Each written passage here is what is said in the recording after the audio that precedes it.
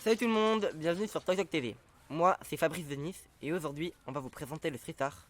Allez, c'est fini, je vous laisse avec l'expert. Oui, bonjour, c'est Ted, le journaliste remplaçant. Comment ça, le remplaçant? Déjà que ça fait 10 minutes que j'attends. En plus, je me tape le débile de service. Désolé, je suis en retard. Je remplace Bobby Anderson, le journaliste titulaire. Oh Mazette, ça va être très long ce reportage. Désolé. On repart tout de suite pour le reportage, le street art c'est de la bombe. Super. Bon, du coup, la première œuvre représente une petite fille avec un ballon. Cette petite fille a été peinte en noir et en blanc au pinceau et elle tient un ballon en forme de cœur, tout rouge, qu'elle laisse s'envoler. Nous partons pour la prochaine présentation. On passe maintenant à une autre œuvre. Oh, mais c'est Lisa Simpson que je vois là. Oh, c'est quoi cet oiseau de malheur là? Du coup, je reprends la main. Cette œuvre a été faite à la peinture. Elle représente Lisa Simpson qui joue de son instrument préféré qui est le saxophone, qui est fait d'un tuyau d'écoulement d'eau. Bon, c'est bon. J'ai enfin fini avec cet oiseau. On passe à une nouvelle œuvre. Et c'est un gros gorille. Oui, c'est ça, c'est un gros gorille, mais sur un côté d'un énorme bâtiment. On peut aussi voir de la végétation qui peut rappeler le milieu naturel du gorille. Il a été entièrement réalisé à la peinture. Donc voilà, on vous a présenté plusieurs œuvres représentant bien le street art. On dit que le street art c'est de la bombe, car c'est tout simplement fait grâce à une bombe. Mais pas que. Et oui, il y a différentes techniques, comme l'utilisation de stickers, de peinture. Le street art a été créé en 1960 aux États-Unis. Le premier mouvement s'apparentant à l'art de rue est le graffiti writing, lancé par deux artistes de Philadelphie, Cornbread et Cool Earl. Bonne journée les loups.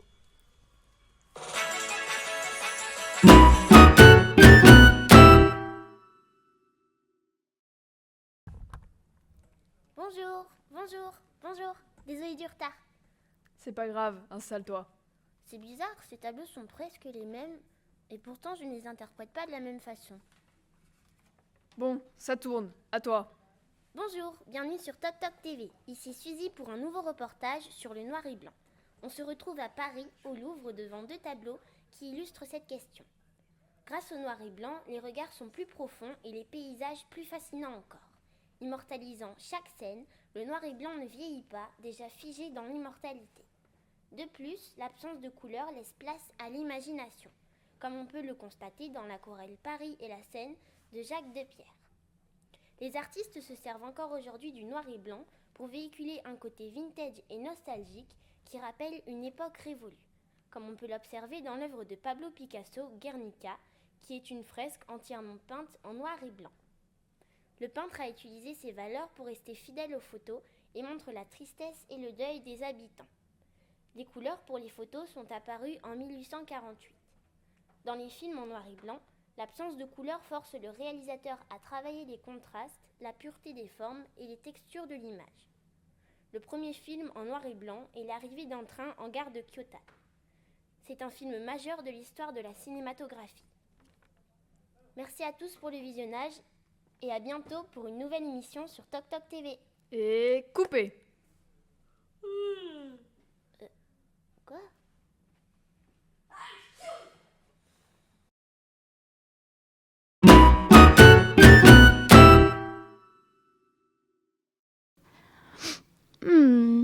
Ouah, tout simplement splendide. Burk, c'est moche. J'aime pas du tout. Vous rigolez, j'espère. C'est magnifique, splendide, extraordinaire. C'est vraiment trop laid. Ça ressemble à rien. C'est sublime, nous ressentons toutes les émotions et les vibrations qu'a voulu transmettre le peintre. Non, moi j'aime pas du tout. On voit bien que le corps est disproportionné. Oui, mais le tableau Le vieux guitariste a été peint par le célèbre peintre Pablo Picasso pendant sa période bleue, qui représente un vieil homme, seul, tiraillé entre le froid et la faim. Y a trop de bleu, c'est triste. Eh bien oui, c'est le but recherché par cet artiste. Cette œuvre transmet un message puissant et magnifique. Mais qu'est-ce que tu entends par beau, toi ? Pour ma propre personne, la beauté est subjective, c'est-à-dire qu'elle est propre à chacun d'entre nous. Et par ailleurs, elle n'est pas forcément superficielle. Il faut aussi tenir compte de la beauté et la valeur que transmet le message. Par exemple, dans cette œuvre, l'artiste met en avant la pauvreté. Ce sujet me touche, m'émeut beaucoup. Eh ben, tu dis que ce tableau est laid. Eh bien non, quand nous comprenons le message transmis, l'œuvre devient belle. Non, je ne suis pas d'accord. La beauté, ça dépend du point de vue du narrateur. Je ne suis toujours pas d'accord avec vous, mais bon, c'est comme ça, mon cher. Et pourquoi ça dépend du point de vue du peintre? C'est simple, c'est parce que le sujet ou le message de l'œuvre symbolisé est beau. Cependant, la peinture n'est pas forcément belle. Ok, si je comprends bien, ça dépend de la perception, la réception et la compréhension, c'est ça? Tout à fait, mon cher. Ah, j'ai raison, et je suis d'accord. Vous voyez quand vous voulez. Oui, mais non. Le sujet est beau, mais la peinture est aussi laide qu'un pirate sans un œil. Je ne suis toujours pas d'accord avec vous, mon cher. Mais d'ailleurs, comment tu t'appelles? Mon prénom est Constance, et vous? Bob. Je m'appelle Bob. Tenez, regardez ce tableau. Il est de Pablo Picasso, non? Oui, exactement. C'est le portrait d'Olga vêtue de rouge. Magnifique. Et ça signifie quoi? Mais voyons, il n'y a pas de signification, c'est un portrait. Je comprends. Et regardez celui-là, il est sublime. Et en même temps, il est très beau. Totalement d'accord. Et là, la Joconde n'a pas de sujet, mais c'est une très très belle œuvre. Eh bien, tu comprends vite. Mais moi, je ne la trouve pas si jolie que ça, la Joconde. Donc, ça dépend du point de vue. Oui, et de toute façon, les goûts et les couleurs, ça ne se discute pas.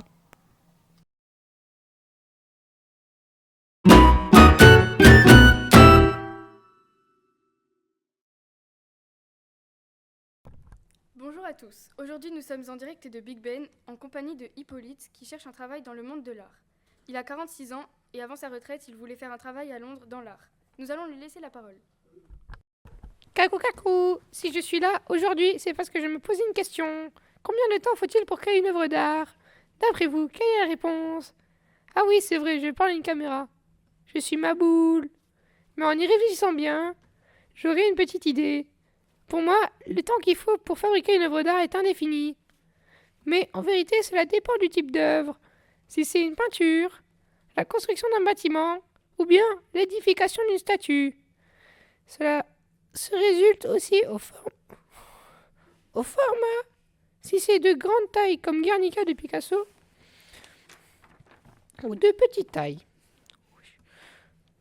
Cela dépend de l'organisation de l'artiste, mais ça peut aussi dépendre du nombre de personnes qui participent à la création de l'œuvre, ou des techniques utilisées, comme le pointillisme, la photographie, le collage ou encore la mosaïque. Mais qui décide si c'est une œuvre d'art? Et comment sait-on si elle est terminée? C'est le public qui juge si c'est une œuvre d'art ou non. Par exemple, Notre-Dame de Paris a été fondée en 182 ans.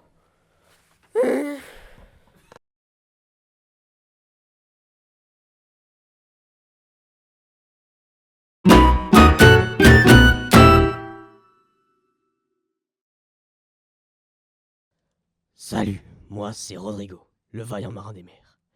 Aujourd'hui, on va se demander ce que l'art pique. Allez viens, je t'emmène. Pour faire ce reportage, nous allons suivre la rivière.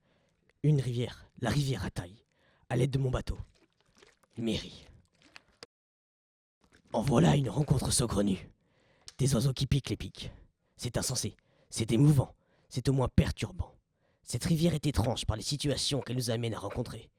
Cette rivière, des montagnes à côté et un beau pic. Je suis piqué au vif. J'ai comme l'impression de pouvoir distinguer quelque chose qui n'existe pas, comme une illusion. Il faut que je me repose.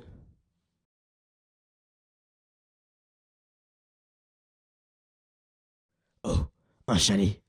Allons toquer à la porte, pour découvrir ce qui se cache derrière. Bonsoir, je peux rentrer? Oh, je peux jouer? Le poker est mon jeu de cartes favori. Hé hé, que du pic. J'ai gagné. Comme quoi, avec un peu d'harmonie, un ensemble de détails qui s'accordent, le moment devint plus réjouissant. Au revoir. Nous voilà de retour sur mon bateau, qui nous laisse glisser sur le cours de l'eau. Et reposons-nous la question. Qu'est-ce que l'art pique? Mais j'y pense. Enfin, je repense à ma journée. Si l'art permet de se questionner, de réfléchir sur le monde, sur notre vision du monde, je crois que nous avons l'occasion d'en faire l'expérience entre surprise, enthousiasme, perturbation, harmonie. Je vais vite rentrer et tenter de m'y mettre. La laideur de mon tableau vous pique les yeux, la curiosité, c'est gagné. Et maintenant, un petit somme pour digérer.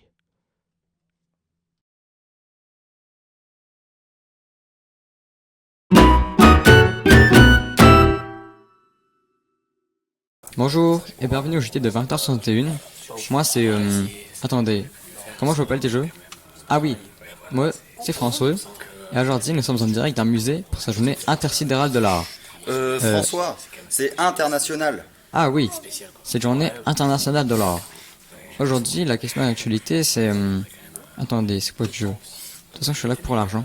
Ah oui, est-ce que l'art ça peut faire mal? Pour répondre à cette question, nous allons parler de l'expérience peu connue de Marina Ibrahimovic. C'est une marraine de l'art de la performance. Son expérience a consisté à rester silencieuse pendant 6 minutes. Un temps énorme. 6 heures. Mais t'as appris ton texte, bon sang? Non. Comme je le disais, elle a dû rester 6 heures silencieuse sans protester. Petite ponctualité. Bon, j'abandonne. Il avait 72 louis sur une table. Qu'est-ce que vous croyez? Sinon c'est pas drôle. Première catégorie d'objets, c'est des objets de plaisir. Et la seconde catégorie, des objets de souffrance. L'expérience a été arrêtée au bout de 4 heures, car c'était trop dangereux. Les gens commençaient à la mutiler. Cette expérience l'a impacté physiquement et cervellement. Mentalement. Bon, François, si tu continues, je vais pas te payer. Oh, ok, je suis sérieux si c'est pour l'argent. Mais certains artistes peuvent être touchés mentalement, et d'autres peuvent exprimer leur folie, comme le cri de Munch, où l'artiste exprime sa folie dans les tableaux. Ce sujet est très vaste, mais nous avons abordé les points principaux. En conclusion, l'art peut faire mal mentalement et physiquement. Merci de nous avoir écoutés et à bientôt. Une nouvelle œuvre a été réalisée à la 17 janvier 2024. La radio a réalisé pour les excusez-nous. Alors, on reprend. Cette œuvre a été créée par Claude Chase. Une fresque intitulée Sur les violences des stations Plan, la Sorbonne, Saint-Michel, la FM. Ce fut long à dire. Cette œuvre a de nombreuses techniques qui est tout simplement gigantesque, 7 mètres de haut, 5 mètres de large. Oh punaise. Attends, j'appelle Delphine de suite.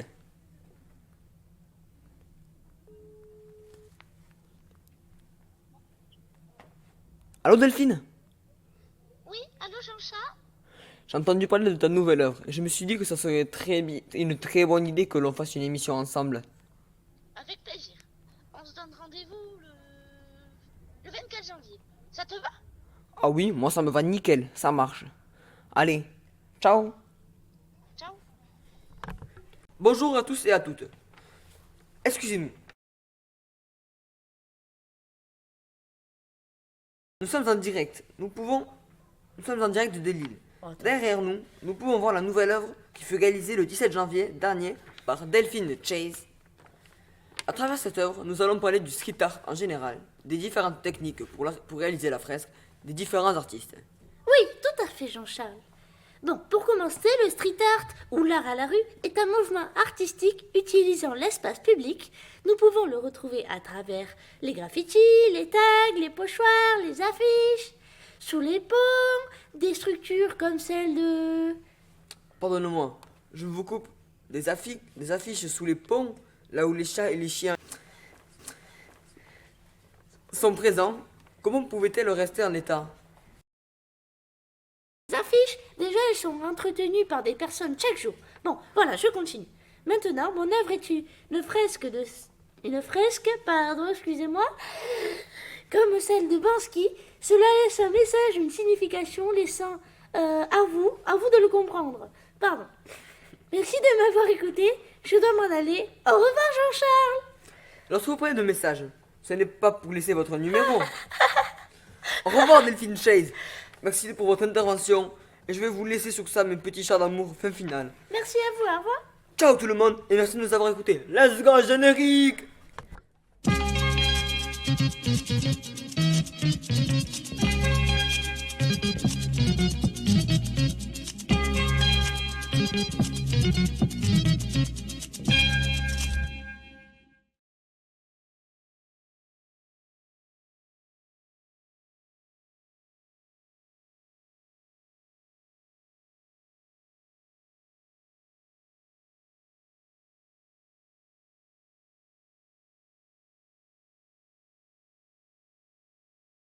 Maman, regarde!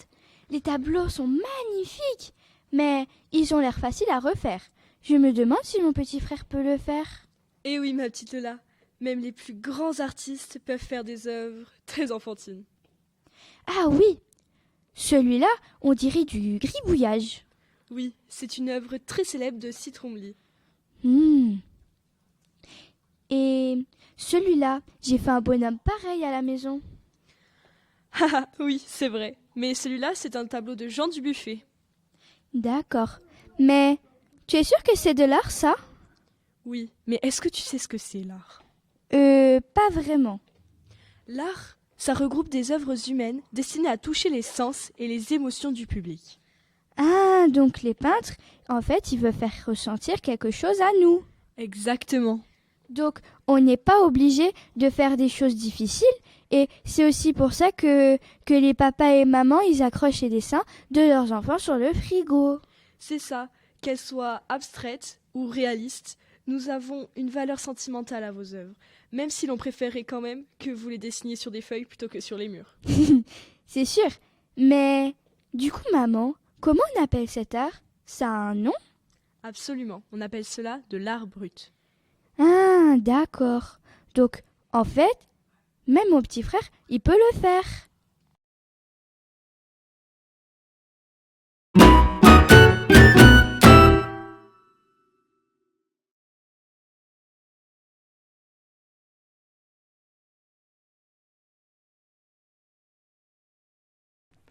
Salut Margot, tu vas bien? Oui, ça va et toi, dis-toi? Oui, ça va. Tu sais, je me demandais, quelle est selon toi l'œuvre d'art la plus simple? C'est une bonne question. Pour commencer, on pourrait donner la définition d'une œuvre d'art. C'est le résultat de la création esthétique d'un artiste. Alors je dirais que la simplicité peut être subjective. Mais pour moi, peut-être que c'est une simple peinture monochrome. Vraiment? Une peinture monochrome? Mais pourquoi?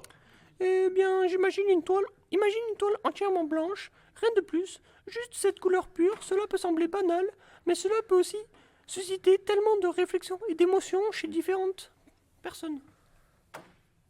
Ah, je vois. C'est intéressant. Pour moi, je pense qu'une simple sculpture en pierre pourrait être considérée comme une œuvre d'art simple. Juste une forme sculptée, sans fioriture, ni détails complexes. Oui, je comprends. Ces œuvres minimalistes ont un pouvoir incroyable de nous faire réfléchir et ressentir. Finalement, la simplicité peut être la clé pour accéder à des expériences artistiques profondes. Absolument. Merci pour cette conversation enrichissante. De rien, c'était un plaisir. On devrait aller explorer une galerie d'art ensemble un de ces jours.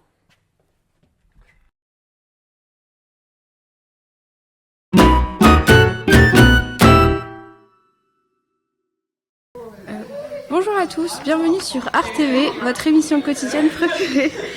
Aujourd'hui, nous nous retrouvons dans un vernissage pour une représentation d'œuvres d'art. J'ai décidé d'interviewer plusieurs personnes pour leur demander leur avis sur le vernissage. Bonjour, que pensez-vous de cette exposition d'œuvres? Bonjour, je trouve ça super. Les œuvres sont variées, de différents styles. J'ai aussi parlé avec d'autres personnes et chacune d'elles m'a répondu qu'ils avaient adoré retrouver les différentes sortes d'art, les différentes visions de l'art. Mais je ne suis pas d'accord avec cela, malgré les certaines différences qu'il y a. Ils ont tous un point commun, pas une œuvre n'est de petite taille.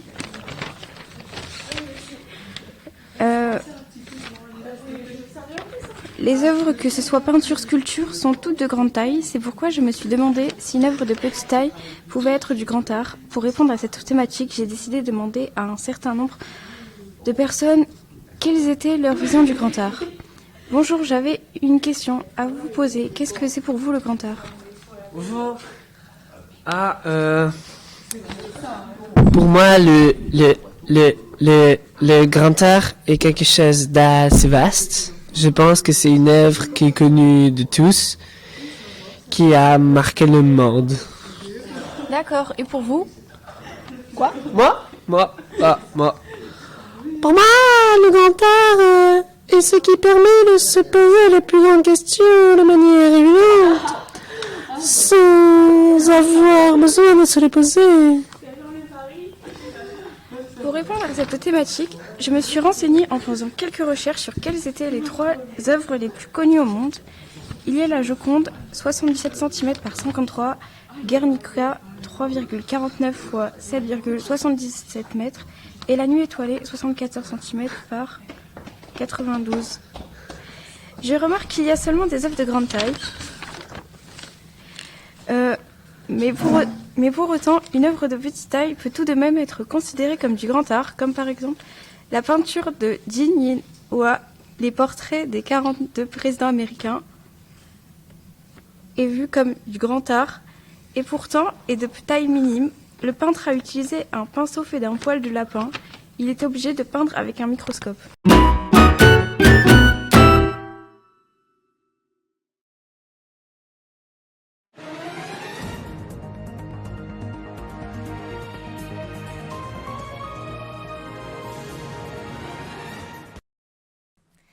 Hey, aujourd'hui, Ordre et moi allons vous présenter un débat sur le désordre a-t-il sa place en art?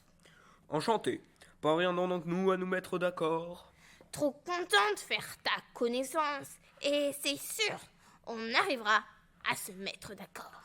Cela m'étonnerait. Enfin, bref, passons. Du coup, on fait ce débat sur ce plateau TV car nous les jeunes, on n'est jamais interrogés sur notre avis sur l'art. Je t'en prie, Ordre, à toi l'honneur. Merci. Donc, je débute. Pour moi, le désordre n'a pas sa place en art. Ah! Comment peux-tu dire ça? Voyons, laisse-moi expliquer mes arguments. C'est le principe d'un dialogue dans le respect des règles. Je reprends donc. Je ne pense pas que le désordre ait sa place en art, car l'histoire est jalonnée de recherches sur les lois mathématiques pour réguler l'art. Cela s'inscrit dans la recherche d'une régularité, d'un rapport harmonieux entre les éléments d'une œuvre d'art. Le respect des règles est reconnu comme garanti. La beauté fondée alors non pas sur quelque chose d'aléatoire et de personnel, comme le sens et le goût, mais sur quelque chose de rationnel et d'universel. Les lois et les chiffres mathématiques. On peut prendre les exemples suivants. La façade de Notre-Dame de Paris, avec des tracés réguliers.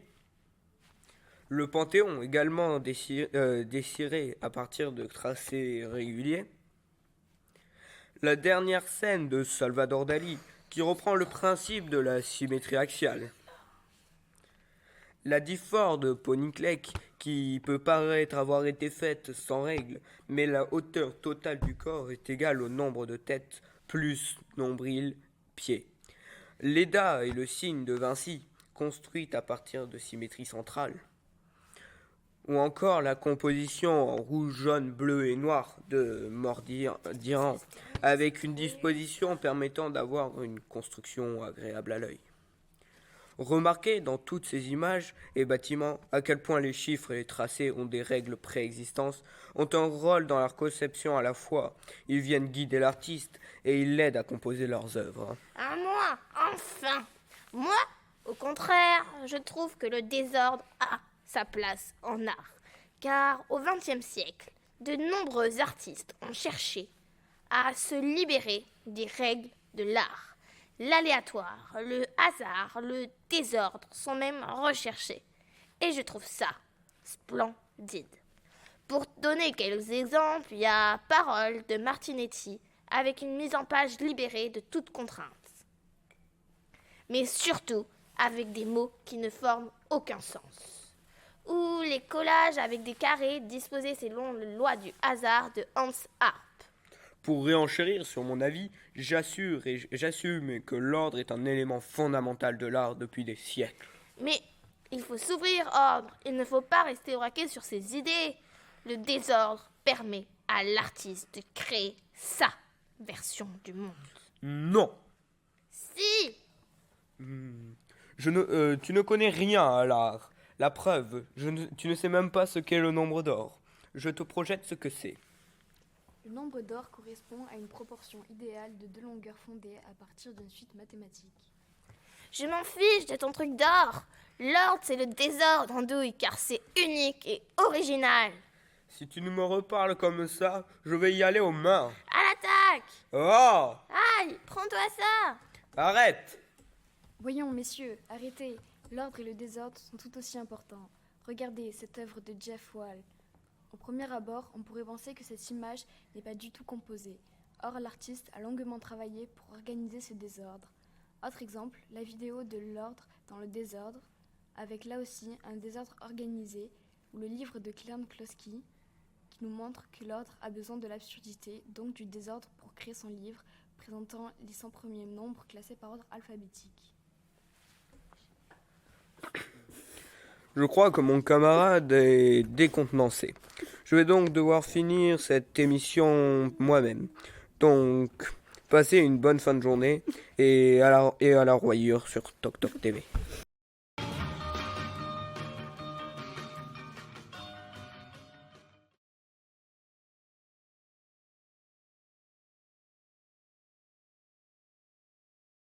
Oh, bonjour Jacqueline. Ça fait longtemps qu'on ne s'est pas vu. Que fais-tu ici? Bonjour Bobby, je viens pour l'interview, mais je trouve ça dommage. J'aurais aimé le faire sur Pablo Picasso et sa période rose. Et toi? Moi, je suis là car je suis caméraman. Mais c'est qui Pablo Picasso? Et qu'est-ce que la période rose? Picasso, né le 25 octobre 1881 à Malaga et mort le 8 avril 1973 à Mougins, est un peintre, sculpteur et graveur espagnol, ayant passé l'essentiel de sa vie en France. Maintenant que je sais qui est Pablo Picasso, j'aimerais en savoir un peu plus sur la période rose et quelques-uns de ses tableaux. Oui, bien sûr. Alors, il y a La Maternité, réalisée en 1902. Ensuite, Le Jeune Arlequin et L'Acrobate, réalisé en 1905. Et pour finir, Le Guernica, fait en 1937. Intéressant. À quel âge a-t-il peint sa première toile? Le jeune Pablo peint sa première toile à 8 ans. Intéressant. Qu'est-ce que la période rose? Alors, la période rose a été créée lorsque Picasso a perdu son meilleur ami, qui s'est suicidé. Pablo est tombé en dépression et crée la période bleue. En 1904, il rencontre Fernande Olivier, qui devint sa compagne. Il a également rencontré de nombreux artistes espagnols et français, avec qui il va lier des amitiés fortes. Il va reprendre goût à la vie et va orienter sa palette vers des tons plus rosés orangés. Voilà comment se crée la période rose. Bon, il faut que je te laisse. Moi aussi, le travail m'appelle. Au revoir.